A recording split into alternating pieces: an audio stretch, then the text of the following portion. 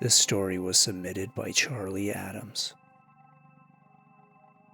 When I was 11, there was a clearing in the woods where people went for target practice.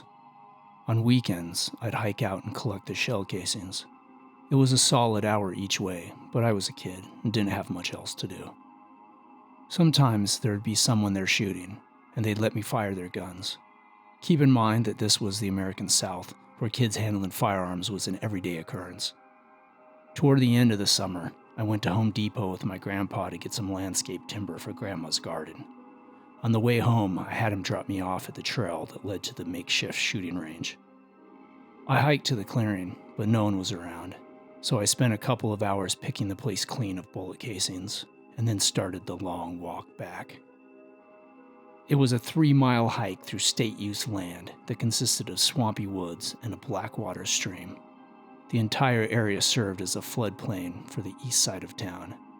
On a typical day, there were tons of places to cross without getting wet. But on a day like today, after a recent storm, the stream was a few feet deeper. I'd have to walk the long way around to avoid getting soaked.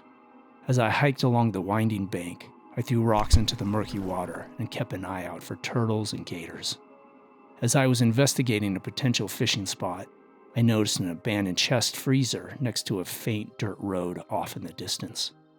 I wouldn't have given it a second thought, except I could see it was wrapped in a metal chain. It looked like something I could unravel and take home, mess around with for a bit, and then scrap for a couple of bucks. I pulled at the chain around the freezer, but it was held fast with a padlock. I walked over and saw there was another abandoned appliance, 20 feet further, a single-door refrigerator. The refrigerator was tied closed with just a ratchet strap, so I walked over and cranked it loose. I opened the door, hoping to find some old soda or maybe a case of beer, but what I discovered was wholly unexpected. A body fell towards me, a body and an overwhelming stench. I staggered back, startled out of my mind and fighting the urge to vomit. It was the corpse of a young woman. I guess she was in her early 20s. She was naked except for a pair of skimpy denim shorts. I don't know what compelled me, but I reached down and poked her shoulder. She was stiff and lifeless. I backed away and then ran. Not because I was afraid. I was, a little. But I was also excited. My cousin lived near me and I couldn't wait to tell him what I'd found. His parents weren't home, so he didn't have to ask for permission. He left them a note on the counter, grabbed some lights and a hammer, and then we started the hike back to the body. It was night by the time we got there. In the 2 hours since I last saw the body, the vultures had plucked out her eyes and gnawed at her face. Nonetheless, there she lay, half naked and dead. My cousin was surprisingly emotional about the discovery. He told me we needed to bury her so she could go to heaven. I didn't know what to say. Neither of our families were religious, and we didn't have a shovel. When he stopped crying, we agreed that we should break into the freezer and see if there was another body inside. We took turns, one person hitting the chain with the hammer while the other person held the lantern. When that didn't seem to work, we decided a better strategy would be to hammer the padlock. We were getting into position when we heard the mechanical hum of an engine off in the distance. Down the dirt road, we could see the headlights of a vehicle approaching. We scrambled into the woods, about 50 feet deep, and waited for the truck to drive by. But instead of going past the clearing, it slowed down and stopped. And wouldn't you guess it, in the truck bed, strapped upright, was another refrigerator. A man got out of the cab. He shined his flashlight around the dust-filled clearing until the beam settled on the corpse. Then he shined the light around the area until it found the hammer we were using to try to break the chain. He walked over and picked it up. He looked at it for a few seconds, and then there was a rustle in the woods near us. It must have been a raccoon or an armadillo.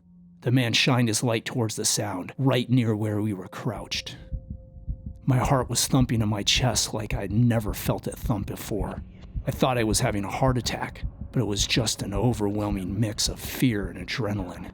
Was he going to come looking for us? Did he already know we were there? He shouted, "Come out!" My cousin looked at me and I shook my head no. Everything was silent for a long stretch as he pointed his flashlight around the area. Then an unexpected voice broke the stillness. Holy hell! It was a woman's voice. A woman that looked to be about 20 years old. She had long legs and short denim shorts and carried a lantern-style flashlight, just like ours. The two of them had a conversation that was too quiet for us to make out, and then they both went back to the body and crouched down to look at it. I gestured to my cousin to follow me and do it quietly.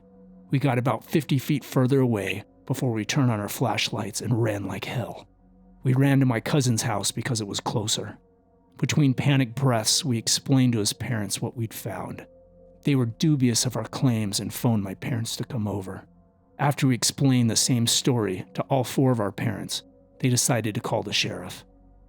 They sent someone out in a cruiser to investigate the area, but he couldn't locate it from our vague description.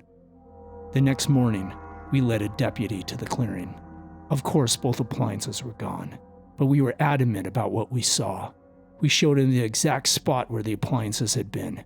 We begged him to bring out a police dog to sniff the area, but they weren't having it. The deputy gave us a stern warning about false reporting and called it a day. They wrote it off as inconclusive, and that was the end of that. I still see my cousin around town every now and then. We're both adults now and busy with our own lives and our own families. But sometimes, usually a few beers deep into a family gathering, we start talking about what we saw that night and hypothesizing about what might have happened if things had gone a little bit differently. I've never gone back to the clearing, and I don't think I ever will. Hi, I'm Bruce Wood. I'm the executive producer of this channel, and welcome to Dark Echoes. I hope you enjoyed that episode. It left me with a couple questions, and I think the most interesting of them is this. Who was that woman?